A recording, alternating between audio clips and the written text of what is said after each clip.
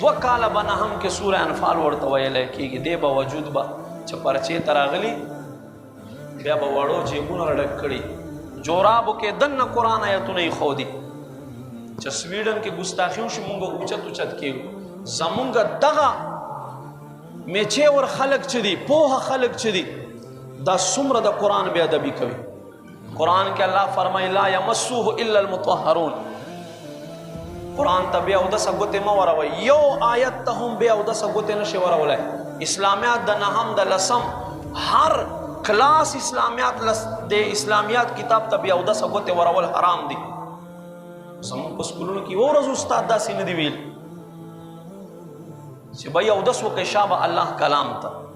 حالانکه حضرت عمر فاروق چې کله واورېدو خور ته وایي دا کم کلام چې تا وې ته ما ته راوړه چې زه ووایم.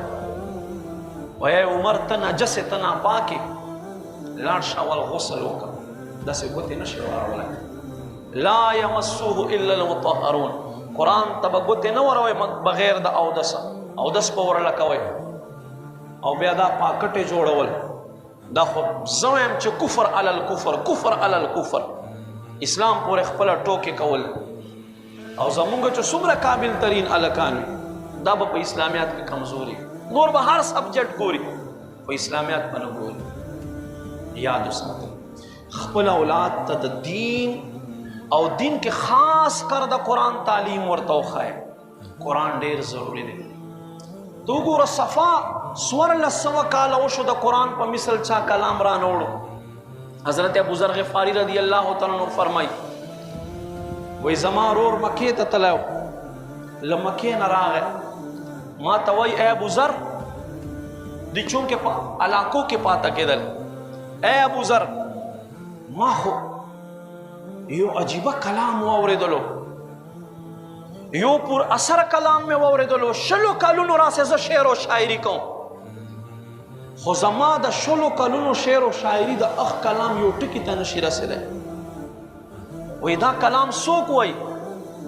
وی نوم محمد دی، عبدالله زوی دی. وی د مکې خلکو سره آی دی. وی مکې خلک دشمني ور سره کوي، مکې خلک وایي چې دا کائن دی، دا جادو دی. خو په خدای مې د قسم وي ما په 20 کاله شعر و شاعري کې داسې چېرته کلام نه دی کتلی. لہذا ما ته دا د الله کلام ښکارېږي، دا د انسان بشر کلام نه دی. نو بیا حضرت ابو ذر غفاری رضی الله تعالی عنہ راغی او د ضرور دواړو یو ځای کلمه ووې او نبی علیه السلام په غلامۍ کې شامل شو.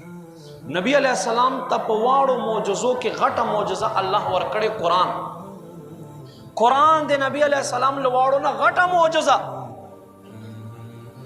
کافرانو تر مخې ته ووایه نه به پې پوهېږي، خو ته بور کېږي به نه، خوند به ورکوي. داسې یو الله اثر پکې ایښودی دی.